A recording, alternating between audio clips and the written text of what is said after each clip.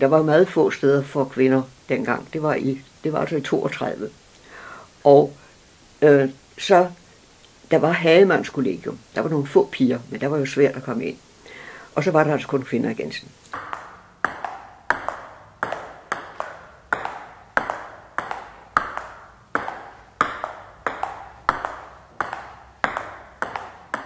Altså, min mor er med på det første hold, der starter i 32, og i starten var det faktisk svært at finde alumner, som det hed, fordi der var sådan en vis mistro til det her, en kvinderegent, ikke? Der var sådan en fornemmelse af kvindefængsel og højskolepatos, som man sagde. Jeg vidste jo ikke, hvad det var for noget, så jeg tænkte, nej, det kan være sådan et jomfrukloster, ikke? Og det var ikke fordi, jeg gerne ville have nogen liggende hver nat, men jeg ville bare teoretisk have frihed. Og så søgte jeg ind i 32 og kom ind i januar 33. Og det viste sig, at det var faktisk udmærket. Da Kvinderegensen opstod som det første kollegium, hvor kvinder skulle bo, var det et tegn på en tid i bevægelse. Kvinderegensens rytme skifter med generationerne. Fornyelser føjer sig umærkeligt til. Studenter flytter ind, og de flytter ud. Et lotteri var med til at finansiere opførelsen af Kvinderegensen. Hovedgevinsten var Nash Automobil, og lotteriet indbragte ca. 16.000 kroner. Udover det indkom der i alt 637.606 kroner fra støtter. Men altså på Kvinderegensen viste det sig, at der var en bestyrelse, et FO-radio, som der stadig er. Og de havde et af de første møder, skulle de så aftale, hvilke regler der skulle være. Og så sagde Eli Møller, som var chef og en professor, der var professor i medicin, at man skulle have, at gæsterne skulle gå kl. 10. Og så sagde Alfred Munk Petersen, som var lektor i svensk, og var meget frit opdraget. Hun sagde, ved I hvad, de er jo begge to læger, og de må vide, at det, de er så bange for, det kan også ske før kl. 10. Og så kom der ingen regler. Der kom kun den regel, at man skulle ikke tage gæster ind efter kl. 11. Og det blev så fortolket sådan, at når de først var der, så var der ikke nogen regler for, hvornår det skulle gå. Så derfor var det virkelig et vældig frit kollegium. I 60-års jubilæumshæftet fra 1991 erindrer en af de første alumner på Kvinderegensen, Inger Harsberg, åbningsdagen.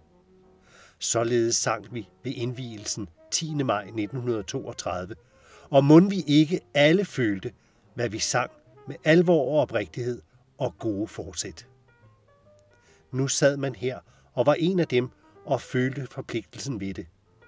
Det blev også sagt til os, vi skulle grundlægge traditioner. Der var jo ikke så mange kvindelige studerende, men det vil sige med mit fag, sprog, der var der en hel del. Det var jo sådan, at i den foregående generation, der var der jo så at sige ingen kvinder.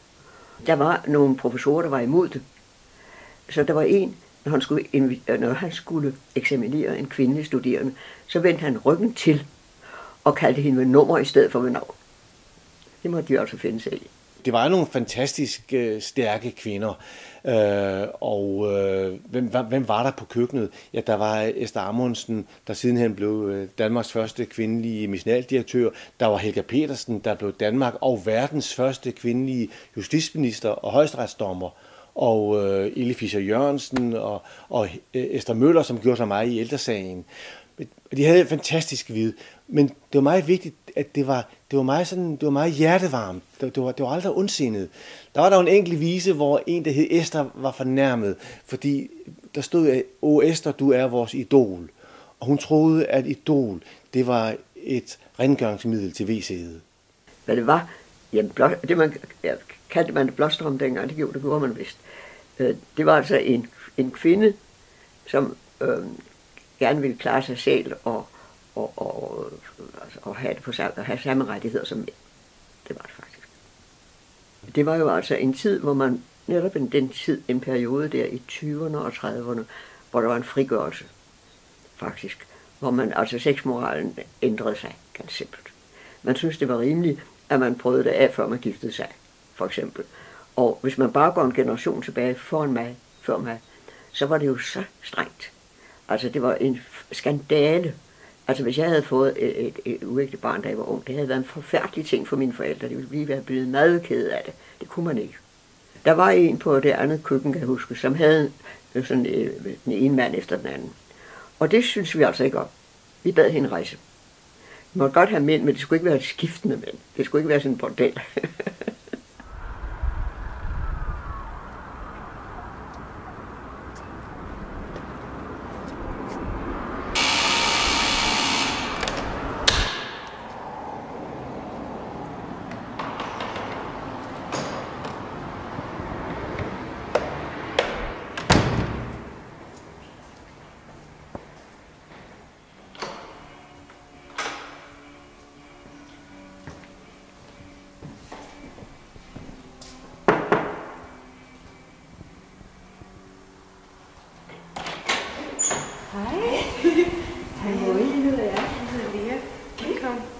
Er det noget med, du bor herfra? Det er nemlig, jeg synes, det er så spændende at se. Ja. Er det lang tid siden? 53, 54, så det må efterhånden sige, så det er lang tid siden. Ja. Hvor længe har du boet? Jeg har boet her i 2,5 år, tror jeg. 2,5 år, ja. Det var et vældig blandet publikum socialt, og det tror jeg var en vældig fordel. Fordi det bevirkede jo, at vi havde en bredere social og menneskelig kontakt, end vi ellers ville have haft. Der manglede noget derinde i døren. Der sad nemlig et spionhul, og bag det der sad portneren og lagde mærke til, om der kom mandlige kammerater på besøg. Det var jo udbredt kvindekollegium. Jeg kan huske sådan et lurende øje, der forekommer sådan lidt ondskabsfuldt på en eller anden måde. Vi var for så vidt enige om, at det her skulle være et godt kollegium. Det vil sige, at man skulle kunne arbejde, og man skulle også have det morsomt. Det er altså... Ellers så ligner værelset fuldstændig sig selv. Ja. Håndvask, skab, ja, alt sådan. Kollegiet rummer 56 værelser fordelt på 7 køkkener. På hvert køkken er der 8 studenter. For kvinderegensianerne har ordet køkken en betydningsnuance. Det er ikke bare et rum, hvor der laves mad. Det er et fællesskab.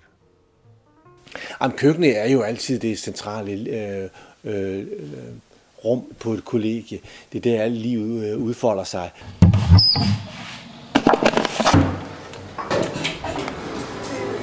Hej! Hej! Kom indenfor. Det må jeg nok se. Ja, jeg skal lige have noget aftensmad, så tænker jeg, at der er noget på det. Jeg boede jo på Vesterkvist. Der var det en meget blandet forsamling. Der var for det første, der var en som som var meget konservativ, og som havde en veninde, der havde hvis kæreste havde en bil, og det var jo ganske usædvanligt for studenter dengang, for hans mor var ret velhavende. Altså jeg oplever dem, jeg bor på køkken med lidt som min familie, dem behøver man heller ikke altid sådan at sidde sådan over for hinanden, og virkelig sådan, nå, hvordan har du det, man kan godt bare være sammen og stene lidt. Altså. Og så var der 2, der var meget fattige, og vi havde et fælles spisning, som vi lavede selv mad i begyndelsen, og siden fik nogen til at gøre det. Det havde hun ikke råd til at deltage i. Så hun levede af rugbrød og margarine og gulerødder og bygvandgrød. Altså vi har sådan en chanceordning, hvilket går ud på, at vi skal lave forskellige chancer alt sammen. Og så er, så er der nogen, der kommer til at glemme deres chancer, og så er der nogen andre, der bliver lidt irriteret over det.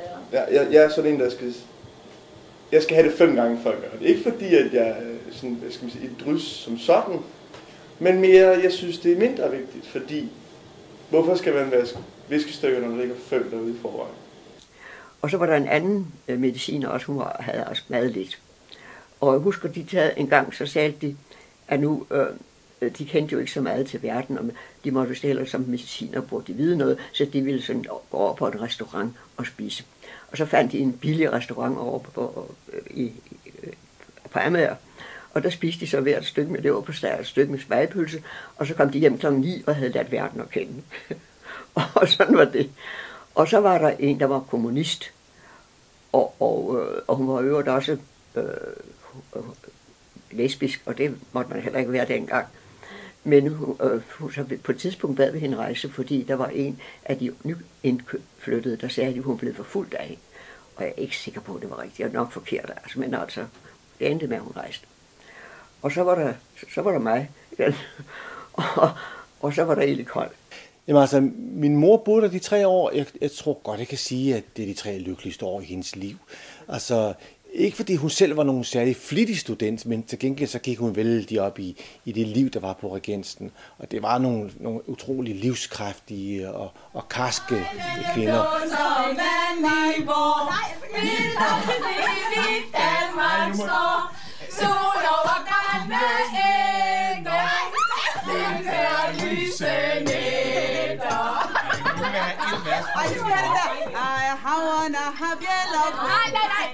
Tag din kæp, din dårlige buksebræd. Syng det begge to samtidig i oveni. Det er piger fra Regensen, du ved den på Langebro. Det er piger, der sørger for, at aldrig mere bliver ro. Der var Helga Petersen og Esther Amundsen. De boede i den anden ende på Østerkvist. Og det kaldte vi Borgøjserkøkkenet. For de havde du på bordet. Det havde vi ikke. De så også ganske større fingre i duen, men de havde altså du på bordet.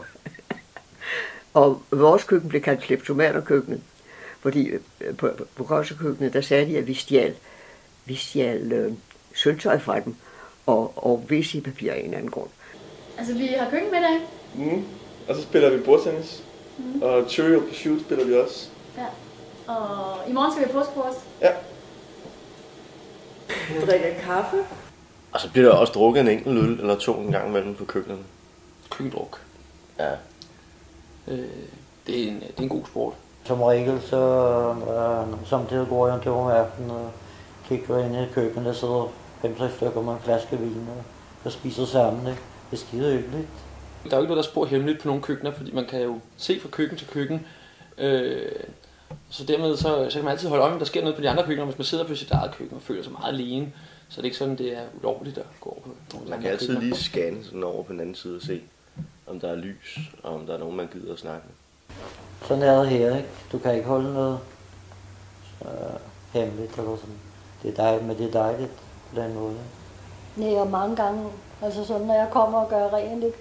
Hvis der sidder nogen på køkkenet, så snakker vi, det er jo mange gange privat, for private ting, at man snakker om, ikke? Altså, så det, man kommer til at kende hinanden, ikke? En gang jeg boede der var den vej, der går langs med søen der. Den var der jo ikke. Der var en smal sti, og det var altså meget frit og grønt. Og vi havde heller ikke nogen mur ud fra vores have dertil. Det var bare åbent og med en låge og sådan noget. Og der kunne man lige gå ud på den sti. Og vi har da for eksempel også ligget i telt om sommeren dernede, når det var blevet meget varmt. Men jeg husker fra altanen, hvor vi havde der for enden, der kunne vi jo se Frelser Kirke. Og der kunne man også se solnedgang, så det var dejligt. Tidligere om foråret, husker jeg også, der drev man fårene ud på Amagerfællet via Amager Boulevard. Og vi vågnede om morgenen ved 6-tiden ved, at det brægede for kolossalt. Og så kom de altså den vej og tilbage igen om efteråret af Amager Boulevard. Og der voksede svampignon på Amager Boulevard. Dem gik vi ned og plukkede. Altså, der var en række træer på midten af Amager Boulevard dengang. Og der voksede der altså champignon.